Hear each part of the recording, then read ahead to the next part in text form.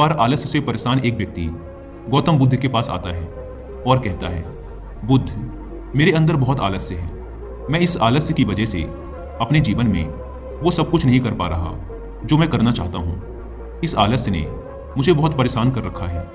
इसकी वजह से मैं अपने जीवन में उन्नति नहीं कर पा रहा हूँ। कृपया आप मुझे इस आलस्य से छुटकारा पाने का कोई तरीका बताएं।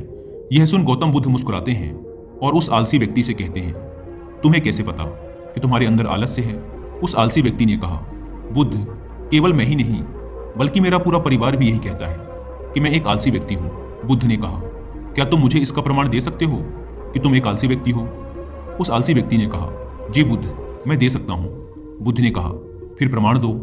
उस आलसी व्यक्ति ने कहा, बुद्ध, मैं ये तो जानता हूँ कि सुबह उठना मेरे स्वास्थ्य और मेरे मन दोनों के लिए ही लाभकारी है, लेकिन मेरा आलस्य मुझे सुबह जल्दी उठने ही नहीं देता। बुद्ध ने कहा, अच्छा, परंतु क्या तुम्हें पता है कि आलस्य होता क्या है? उस आलसी व्यक्ति ने कहा, बुद्ध, मुझे ये तो नहीं मालूम कि आलस्य होता क्या है, लेकिन ये जो कुछ भी है बहुत बुरा है। बुद्ध ने कहा, आलस्य एक मानसिक अवस्था है, एक भाव है, एक विचार है जिसे जाने अनजाने में हम इंसान खुद ही अपने अंदर पैदा करते हैं। आलसी व्यक्ति ने कहा, परंतु वो कैसे बुद्ध? बुद्ध ने कहा, पहले तो तुम ये समझो कि हमारे भीतर आलस्य दो कारणों से पैदा होता है।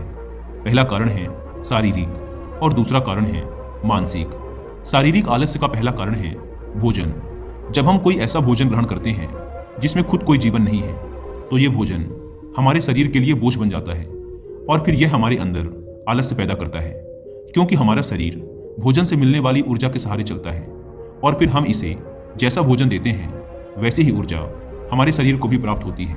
इसलिए अगर तुम आलस्य से बचना चाहते हो तो आसानी से पचने वाले और सीधे प्राकृतिक से प्राप्त होने वाले भोज्य पदार्थों को अपने भोजन में शामिल कर दो। शरीर के स्तर पर आलस्य का दूसरा कारण है गलत तरीके से चलना, गलत तरीके से बैठना और गलत तरीके से लेटना। गौतम बुद्ध ने आश्रम के भिक्षुओं की तरफ इशारा करते हुए उस आलसी व्यक्ति से कहा, अगर तुम ध्यान से देखो तो तुम्हें आश्रम के इन भिक्षुओं के चलने, बैठने और लेटने की अवस्थाओं में एक विशेष प्रकार का संतुलन नजर आएगा। जब ये चलते हैं तो इनके पैरों के बीच एक तालमेल होता है। जब ये बैठते हैं तो इनकी रीढ़ की हड्डी एकदम सीधी होती है और गर्दन थोड़ी सी ऊपर होती है, और जब ये लेटते हैं तो इनका शरीर एकदम शिथिल होता है। इनके शरीर के किसी भी अंग पर कोई तनाव नहीं होता, जिसके कारण ये एक गहरी और आरामदायक नींद ले पाते हैं। उस आलसी व्यक्ति ने पूछा, बुद्ध, क्या पर्याप्त नींद लेना भी उतना ही जरूरी है? बुद्ध ने कहा, ना कम ना ज्यादा, हमेशा ही पर्याप्त मात्रा में सोना लाभकारी होता है। अगर तुम आज रात पर्याप्त नींद नहीं लेते तो तुम्हारा कल का पूरा दिन थकान और आलस से भरा होगा, इसलिए पर्याप्त नींद भी उतनी ही जरूरी है। आलसी व्यक्ति ने कहा, हाँ बुद्ध, ये तो मैंने भी महसूस किया है। बुद्ध ने कहा, शरीर के स्तर पर आलस्य का तीसरा कारण है सुबह जल्दी ना उठना। यह सुन उस आलसी व्यक्ति ने कहा, हाँ बुद्ध, मैं तो सुबह जल्दी उठ ही नहीं पाता हूँ। बुद्ध ने कहा, तुम सुबह जल्दी तब उठ पाओगे जब तुम रात में जल्दी सोओगे। बुद्ध ने आश्रम के भिक्षुओं की तरफ इशारा करते हुए कहा, इन भिक्षुओं को देखो, इन्होंने रात्रि में अपने सोने का एक निश्चित समय निर्धारित कर रखा है और यही कारण है कि ये रोज प्रातःकाल जल्दी उठने में सक्षम हो पाते हैं। हर एक बौद्ध भिक्षु को अनुशासन का पालन करना होता है और यही अनुशासन इनके जीवन में संतुलन लाता है।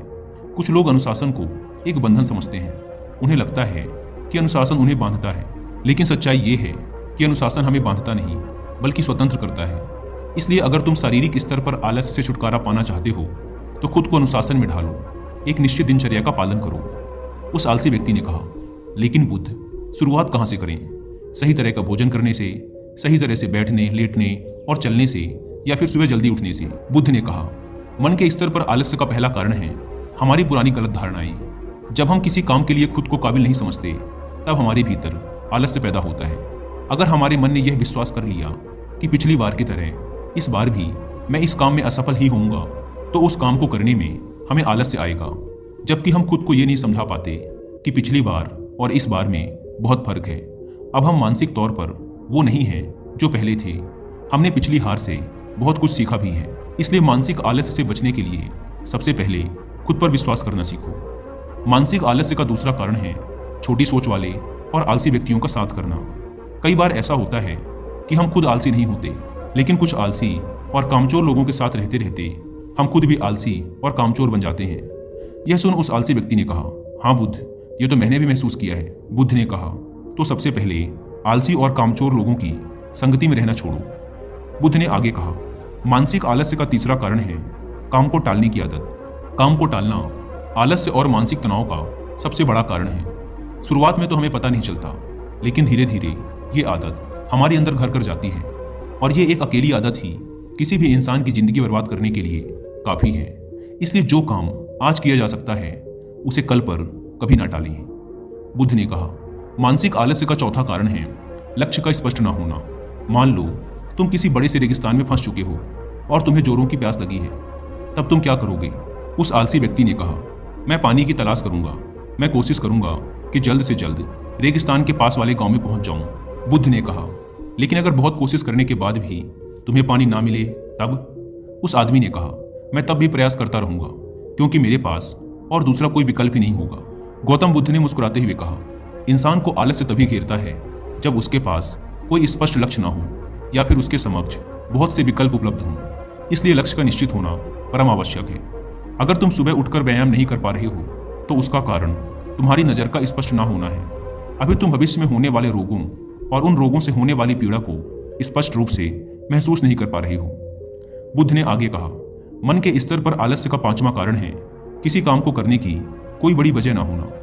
मान लो तुम बहुत से कीमती गहने लेकर एक सुनसान रास्ते से गुजर रहे हो।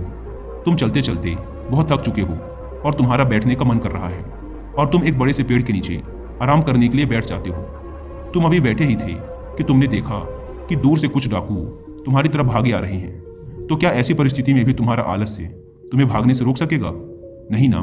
तो मेरी एक बात को समझो, तुम्हारा आलस्य केवल तुम्हें उन्हीं कामों को करने से रोक सकता है जिन्हें करने की तुम्हारे पास कोई बड़ी वजह नहीं है। वह आलसी व्यक्ति कहता है, आपका बहुत बहुत धन्यवाद बुद्ध, आपसे मुझे आलस्य का सारा खेल समझ आ गया। गौतम बुद्ध कहते हैं, मेरी एक बात हमेशा याद रखना, जहां स्पष्टता है और काम को करने की कोई बड़ी वजह है, वहां आलस्य हो ही नहीं सकता।